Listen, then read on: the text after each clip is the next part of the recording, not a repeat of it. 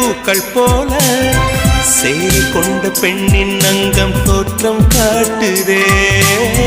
தாஜ்மஹாலின் வண்ணம் மாறக்கூடும் பெண்ணே, மின்னும் உந்தன் கண்ணம் இன்னும் வண்ணம் கூடுதே.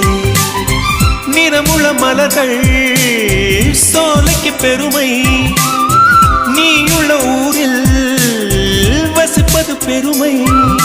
100 கோடி பெண்கள் உண்டு உன் போல் யாரும் இல்லையே, ஆனால் கண்ணி உந்தன் கண்கள் கண்கள் மட்டும் காணவில்லையே.